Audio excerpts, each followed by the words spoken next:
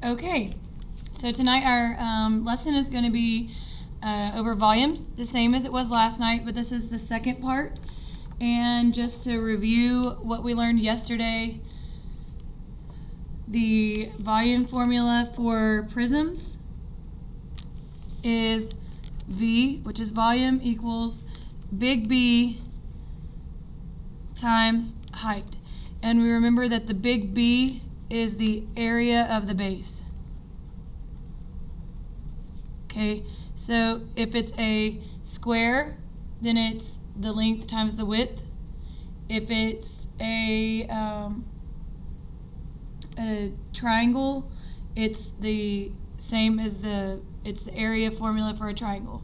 So big B means area of the base, and then you just multiply it by the height. So to review, I have a picture here of a cylinder. This is a cylinder. So you might see these in real life when you're talking about cans of soup, Coke cans. Lots of things are found in a cylinder canister, like posters when you get them in the mail or something like that. So to find the volume of a cylinder, you have to find the area of the big B, which is the base, and then multiply it by the height of the cylinder. Okay, so this would be the height of the cylinder. So if I told you, remember big B is the area, so to get the big B, that is going to be, for this is a circle. So the area, if you go back to your formulas page, the area of a circle is pi times the radius squared. So that's pi times the radius times the radius.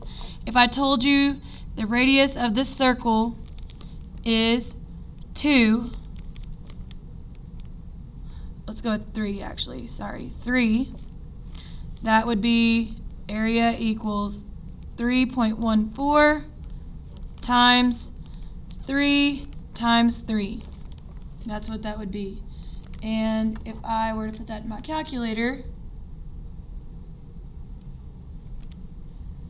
I would get 3.14 times 3 times 3, 28.26. That's the area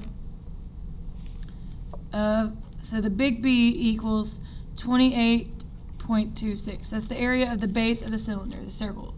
So now we have both parts. If I were to tell you that the height of this cylinder is 7, you could figure out the volume. Volume equals big B times the height.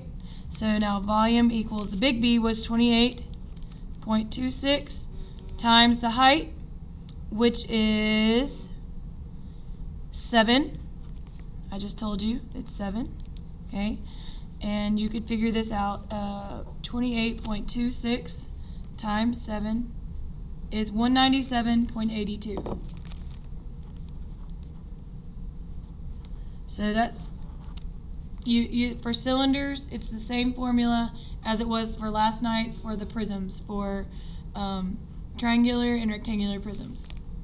So tonight, part 2 is going to be about finding anything that has triangles on the sides. Okay, so cones or pyramids, see how there's triangles on the sides of a cone? It's a big triangle that wraps around a circle. And on here, these are triangles wrapping around a rectangle or a square.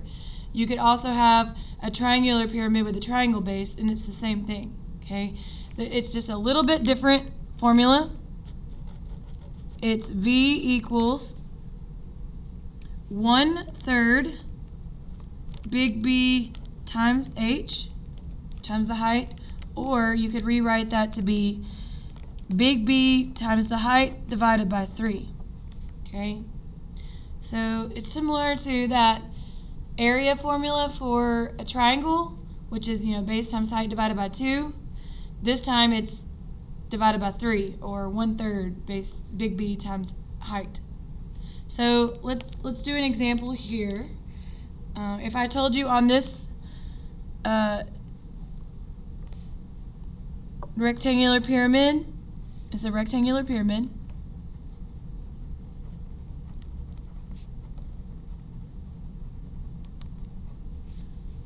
Okay? If I told you the sides were 15, 15, and then the height, which is what you'll need to know, it's in the middle. It goes from the very base all the way to the tip of the pyramid. And so it is 19 inches, or 19. This is also inches. Okay? We have everything we need here to figure out the volume. And we're going to be using this formula because for pyramids and cones,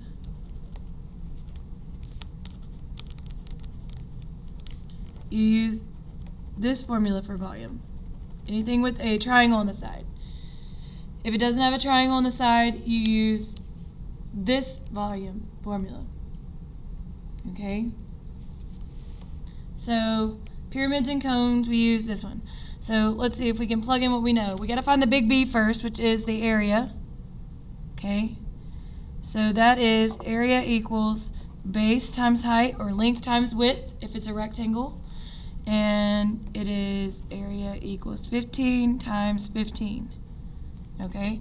Well, on my calculator, if I do 15 times 15, I get 225. Okay? So, I'm going to write that in here. My big B is 225.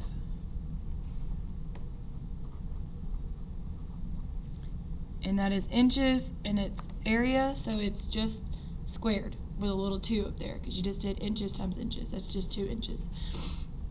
All right, now we're gonna take this big B and we're going to do the new volume formula. Okay, so I'm gonna write in a different color so you don't get confused. So if volume equals 1/3 base times height, big B times height, then I can fill in what I know. Equals 1/3. The big B was 225 times 225, and the height is 19 inches. Okay, times 19. All right. So if I go to my calculator, so it's 220. I'm going to do the 225 times 19 first. I get 4275. So 4275, and I'm going to do 1/3 times 4275. Well, that's really the same. When you multiply 1/3 times the number, it's the same as if you were dividing it by 3.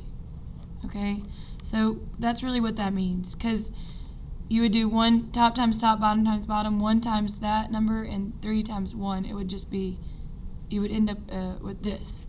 So I'm going to scratch that little fraction out, and now you can just divide 4275 divided by 3, and our answer is 1,425 inches cubed. That is your volume of this rectangular pyramid. Okay, I'm going to do one more example, and this time it's going to be with the cone. Same formula.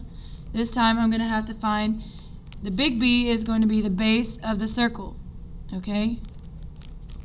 So, it's the circle. The base of the cone is a circle. So, to do that, we have to remind ourselves what's the area formula, because the big B is the area of the base, which is a circle, and we know that area, oh, you can't see that. Area equals pi times the radius squared. Okay, well, the radius is 4 meters. Okay, and the height of the cone is 12 meters. So even though this is upside down, the shape is always going to be the base. So this cannot be the base. The point cannot be the base. Just think of it as if you're going to set it on a table, how would you have to set it down so it could stay? You would have to set it on this base to support it. Same way this would be a base of this pyramid. Even if this was upside down, this would still be the base even if it was at the top. because it's however you'd have to set it down on a flat surface to support it. That's its base. So that's what we're going to have to find the area of first.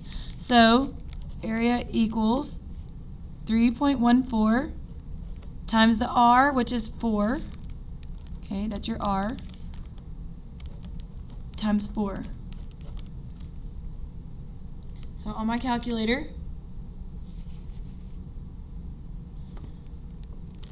I'm going to do 3.14 times 4 times 4.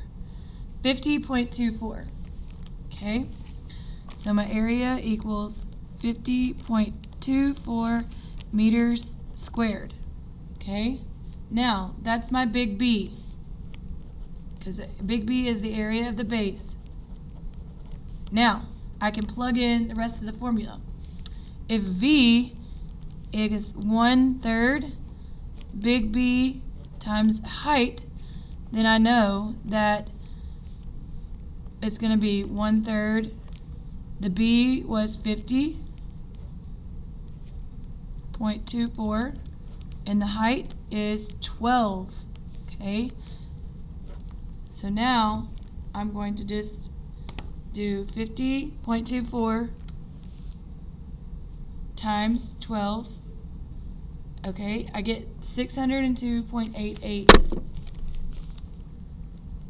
602.88. And remember, I'm going to divide that by 3, because that's what happens when you multiply by 1/3. You're actually dividing by 3. So now I can do 602.88 divided by 3, and you get 200.96. And that was inches, no, I'm sorry, in meters, and it was cubed, because that's what volume is. We added that extra height dimension in there now. And this is your answer, sorry, 200.96 meters cubed. So that's the whole volume of the inside of this cone. All right?